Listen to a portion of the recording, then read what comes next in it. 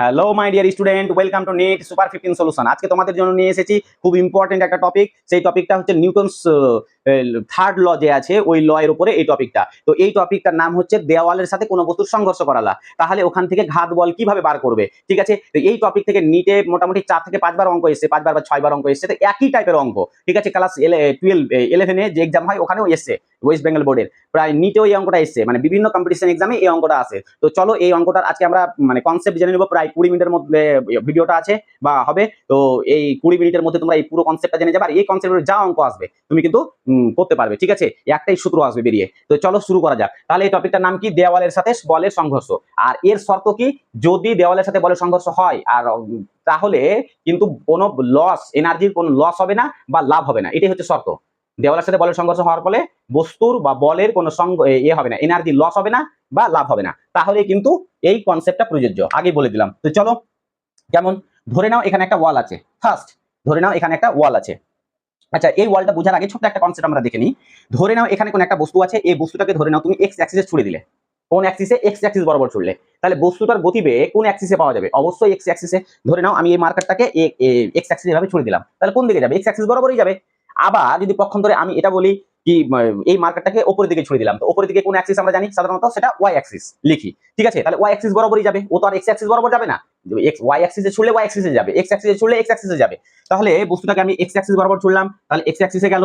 Y Axis বরাবর ছুড়লাম, তাহলে Y অ্যাক্সিসে গেল। কিন্তু কখনো কখনো এরকমও হয় বস্তুটাকে আমি এক্স এ ছুড়লাম না, ওয়াই ছুড়লাম না, এর মিডল বরাবর ছুড়ে দিলাম। তাহলে বস্তুটা কোন অ্যাক্সিস বরাবর ওর ভেলোসিটি পাওয়া যাবে? এক্স অ্যাক্সিসে পাওয়া যাবে না ওয়াই অ্যাক্সিসে? এক্স অ্যাক্সিসও পাওয়া যাবে, ওয়াই অ্যাক্সিসও পাওয়া যাবে। কেমন করে স্যার? ভালো করে এক্সাম্পল দেখে নাও। ধরে নাও এটা একটা মার্কার আছে, আমি এই বস্তুটাকে এভাবে তুলছি, তাহলে এইভাবে তো কোনো অ্যাক্সিস হয় না, ঠিক আছে? তার মানে এটা এক্স অ্যাক্সিস বা ওয়াই অ্যাক্সিসের মিডল পয়েন্ট। তাহলে দেখো তো বস্তুটা এক্স অ্যাক্সিসও কভার করছে, এতটা দূরত্ব আসলো, ঠিক আছে? আর ওয়াই অ্যাক্সিস কি আস্তে আস্তে উপরে উঠলো, তার মানে দুটো অ্যাক্সিসে পাওয়া যাচ্ছে। তাহলে এই ভেলোসিটিটা কিন্তু সেই ভেলোসিটি থাকবে না, ভেলোসিটির কম্পোনেন্ট হয়ে যাবে, দুটো কম্পোনেন্ট পাওয়া যাবে। কেমন? ধরে নাও একটা বস্তুকে তুমি, এই যে বস্তু, এই বস্তুটাকে সরি, এক্স অ্যাক্সিসের সঙ্গে থিটা কোণে ছুড়ে দিলে। কি কোণে? এক্স অ্যাক্সিসের সঙ্গে ভি বেগে থিটা কোণে ছুড়ে দিলে।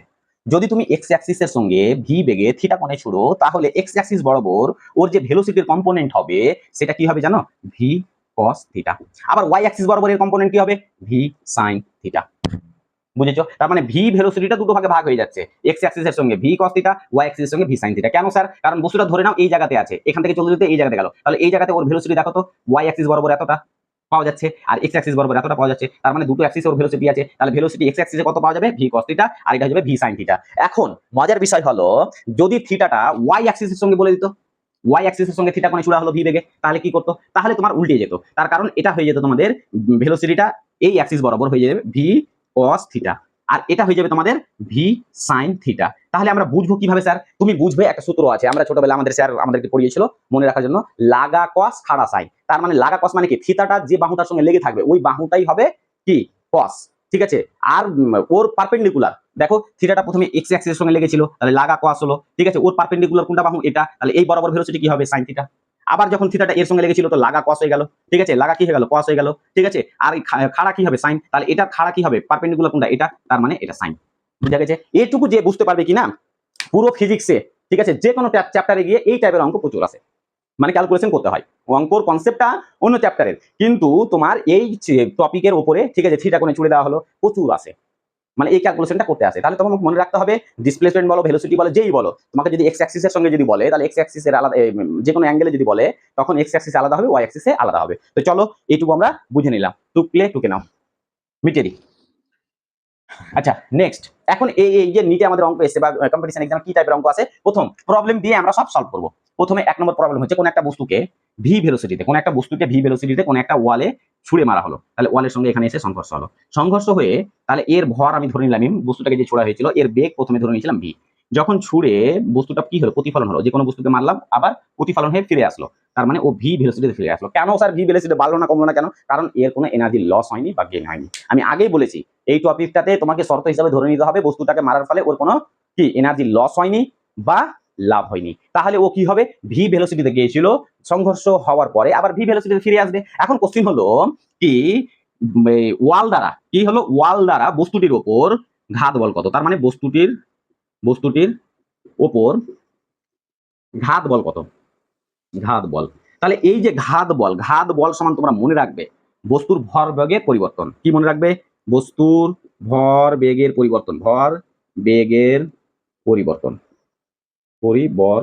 বস্তুর ভর বেগের পরিবর্তন, বা ইংরেজিতে change in momentum, change in momentum, momentum. আচ্ছা, ভরবেগটা কি? বস্তুর ভর এবং বেগের গুণফলকে বলা হয় মোমেন্টাম বা ভরবেগ। তাহলে বস্তুর ভর কি আছে? এম আছে। প্রথমে বেগ কি ছিল? ভি ছিল। তার মানে পি ইনিশিয়াল এটাকে বলা যায় কি? ভরবেগ কি আছে? M V. আচ্ছা, পি ইনিশিয়ালটা কি? বস্তুটাকে ছোড়ার মোমেন্টে বস্তুর ভরবেগ কত? তাহলে ভর ইন্টু বেগের গুণফলটাকে ভরবেগ বলছে। তাহলে বস্তুটি যখন ছুড়েছিল তখন বস্তুর ভর ছিল এম, আর যখন এম আর বেগ তখন কি ছিল? ভি। তাহলে পি ইনিশিয়াল মানে কি? প্রাথমিক ভরবেগ হচ্ছে এম ভি। এখন অন্তিম ভরবেগ যখন লাগলো তখন বেগ কি? বেগে তো কোনো পরিবর্তন হলো না, তাহলে ভরবেগ কি হবে স্যার? তাহলে পি ফাইনাল। তাহলে ভর তো একই থাকবে, তাহলে বেগের পরিবর্তন হতো, কিন্তু যেহেতু এটা এনার্জি লস হয় না বা গেইন হয় না, তার জন্য বেগের কোনো পরিবর্তন হচ্ছে না, তার মানে এমভি। তাহলে ভরবেগের পরিবর্তন কত হলো? এখন পরিবর্তন বার করার আগে ডাইরেকশন বুঝো। প্রথমে বস্তুটাকে এক্স অ্যাক্সিস বরাবর ছোড়া হয়েছিল, এক্স অ্যাক্সিস বরাবর। তাহলে এক্স অ্যাক্সিস বরাবর কি হয়? আই ক্যাপ হয়, তার মানে কি? প্লাস আই ক্যাপ হয়। ঠিক আছে, তার মানে ভরবেগে আমাকে প্লাস আই ক্যাপ লাগাতে হবে, তার মানে আই ক্যাপ প্লাস দিলাম। আচ্ছা, বস্তুটা যখন সংঘর্ষ হয়ে পিছন দিকে ফিরে আসলো, পিছন দিকে কি কোন অ্যাক্সিস? আমাদের minus x Axis, minus x Axis, কারণ মাইনাস আই ক্যাপ, তার মানে এখানে মাইনাস আই ক্যাপ লাগাতে হবে। এখন কি করতে হবে? ঘাত বল বার করতে বলেছে। তাহলে ঘাত বল সমান আমরা কি জানি? ঘাত বল সমান আমরা কি জানি? বস্তুর ভর বেগের পরিবর্তন, মানে চেঞ্জ ইন মোমেন্টাম। তাহলে প্রথমে মোমেন্টাম কত ছিল? তাহলে চেঞ্জ ইন মোমেন্টাম মানে কি? P initial, P final minus P initial. তাহলে পি ফাইনাল কত আছে আমাদের? পি ফাইনাল আমাদের কত আছে? Minus M V I cap. তারপরে আমাদের কি আছে? মাইনাস পি ইনিশিয়াল কত আছে? প্লাস আছে। তাহলে আমাকে প্লাস মাইনাস মাইনাসই হয়, তার মানে এটা হবে এম ভি আই ক্যাপ। তাহলে কি হবে? Minus two M V I cap. তার মানে ঘাত বলটা আমাদের হয়ে যাবে, ঘাত বল আমাদের বা ইম্পালসিভ ফোর্স হয়ে যাবে আমাদের কি? Minus two M V I cap. বাস, এটাই আমাদের অঙ্ক, এটা নিটে আমাদের এসছে। হয়েছে? হয়েছে? আচ্ছা, মিটিয়ে দিই। চলো নেক্সট কি টাইপের অঙ্ক এসেছিল? চলো, এটা তো একবারই এসেছিল। নেক্সট যে অঙ্কটা করছি এটা কিন্তু 3-4 বার রিপিট হয়েছে, ভালো করে বুঝে নাও। একদম এই অঙ্কটাই, কিন্তু একটু আলাদাভাবে এসছে, একটু যে কনসেপ্ট বুঝালাম ওই কনসেপ্টে এসছে।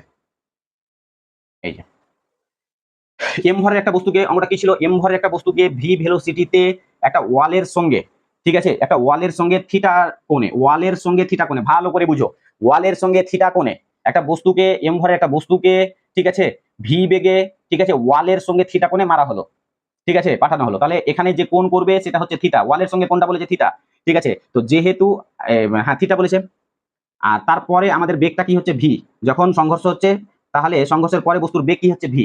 তো এই কোণটা যদি, এই কোণ আর এই কোণ আমাদের সমান বলেছে, কারণ এটা প্রতিফলন হচ্ছে, এই যে মারলো আবার বেরিয়ে গেল, যে কোণে মেরেছে ওই কোণ, তার মানে এখানেও আমাদের থিটা কোণ উৎপন্ন হয়েছে, ঠিক আছে, মানে যে বেগে মেরেছে ওই বেগে বেরিয়ে গেছে, ঠিক আছে। তো যত ডিগ্রি অ্যাঙ্গেলে মেরেছে অত ডিগ্রি অ্যাঙ্গেলে আবার বেরিয়ে যাবে, কারণ প্রতিফলনের সূত্রই বলছে কি? আপতন কোণ আর প্রতিফলন কোণ সর্বদা সমান হয়। তাহলে আপতন কোণ কোনটা?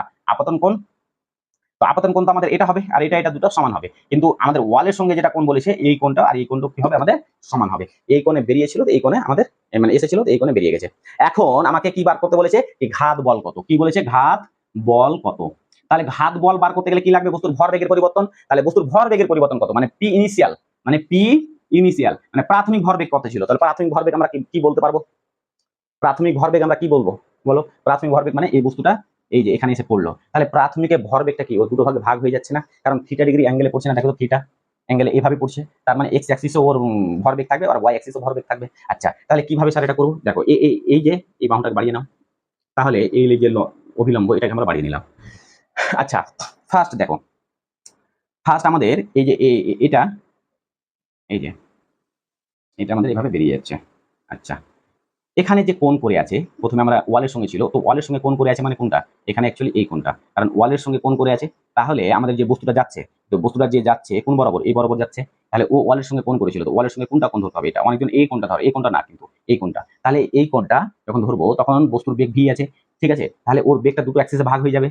তো কোনটা অ্যাক্সিস হবে? একটা এটা অ্যাক্সিস আর একটা এটা অ্যাক্সিস। দেখো এই বরাবর যাচ্ছে মানে কি? এই অ্যাক্সিসও যাচ্ছে আর নিচের দিকেও যাচ্ছে, দেখো নিচের দিকে নামছে বস্তুটা, তাহলে এই দিকে ওর বেগ থাকবে আর এই দিকে বেগ থাকবে। তাহলে যার সঙ্গে লেগে আছে এই যে থিটা কোণটা, তাহলে এটা কি হবে? V cos theta. তাহলে এর বেগটা হয়ে যাবে ভি কস থিটা। কি ক্যাপ হবে? নিচের দিকে নামছে, তাহলে উপরের দিকে ওয়াই অ্যাক্সিস, নিচের দিকে কি? ওয়াই ড্যাশ, ওয়াই ড্যাশটাকে মাইনাস ধরতে হয়, মাইনাস মানে কি? মাইনাস জে ক্যাপ, তাহলে এটা হয়ে যাবে মাইনাস জে ক্যাপ হয়ে গেছে। এর পারপেন্ডিকুলারে কি? সাইন নিতে হবে, তাহলে এটা হয়ে যাবে ভি সাইন কি হবে? থিটা। আর এই অ্যাক্সিস বরাবর মানে এক্স অ্যাক্সিস, এক্স অ্যাক্সিস মানে আই ক্যাপ, ইউনিট ভেক্টর কি হয়? আই ক্যাপ, মানে প্লাস আই ক্যাপ, তো আই ক্যাপই দিলাম, ঠিক আছে।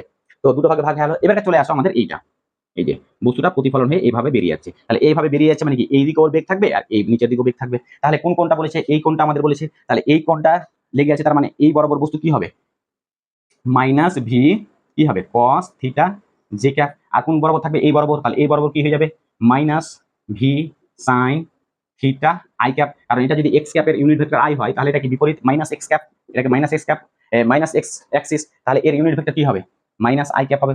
ঠিক আছে, তাহলে এখন আমাদেরকে পি ইনিশিয়াল, তাহলে পি ইনিশিয়াল আমরা দুটো পেলাম, একটা এটা আর এটা, তাহলে পি ইনিশিয়াল টোটাল ভরবেগ আমরা যোগ করে নিই, তাহলে একটা পেয়েছি minus V cos theta J cap, তারপরে প্লাস কি হবে V sine theta I cap. ঠিক আছে, আর পি ফাইনাল আমাদের কি হবে পি ফাইনাল, তাহলে পি ফাইনাল কি হবে আমাদের একটা কোনটা পেয়েছি এটা আর একটা এটা, তাহলে যে কোনো একটাকে লিখে নাও আগে, তাহলে minus V cos theta J cap, আর এটা হয়ে যাবে minus V sine theta I cap. ঠিক আছে, যেহেতু প্লাস মাইনাসে কি হয় মাইনাস, তাহলে বসিয়ে দিলাম। এখন আমাদের কি করতে হবে ঘাত বল পেতে গেলে চেঞ্জ ইন মোমেন্টাম, তার মানে চেঞ্জ ইন মোমেন্টাম মানে কি, তাহলে ঘাত বল সমান কি জানি চেঞ্জ ইন মোমেন্টাম।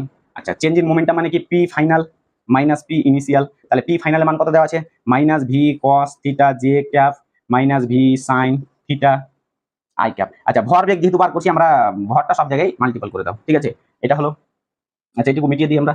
ঠিক আছে, মিটিয়ে দিলাম। আচ্ছা, তারপরে মাইনাস হবে আমাদের পি ইনিশিয়াল, তাহলে কি হবে মাইনাস মাইনাসে প্লাস হয়ে যাবে, তাহলে M V cos theta J cap. আচ্ছা, আবার মাইনাস আছে মাইনাস আছে plus minus minus M V sine theta I cap. আচ্ছা, এম কোথায় পেলাম যদি তোমাদের মনে প্রশ্ন জাগে, তার মানে ভরবেগ বার করতে বলেছে না, ভরবেগের পরিবর্তন, তো আমরা শুধু এখানে ভি নিয়েছিলাম, এম গুণ করি তো সব জায়গায় এম হবে ভরবেগ, তাহলে এখানেও এম হবে, এখানেও এম হবে, সব জায়গাতে এম হবে, এখানেও এম হবে। হ্যাঁ, এটা তো সহজ, বুঝে যাবে তোমরা। এবারে দেখো কিছু কাটছে কি, দেখো তো এখানে M V cos theta J. আচ্ছা, আর কস থিটা কোথায় আছে, আচ্ছা এখানে আছে, তার মানে M V cos theta J, M V cos theta J কেটে গেল, আর minus M V sine theta I, আর মাইনাস এম ভি মানে minus two M V sine theta I cap, তার মানে এর ম্যাগনিটিউড যদি বার করি তাহলে এম ভি সাইন থিটা। বাস, এটাই হচ্ছে আমাদের ইম্পালসিভ ফোর্স, ইম্পালসিভ কি ফোর্স, খুব important, M V sine theta হয়ে গেছে। ঠিক না,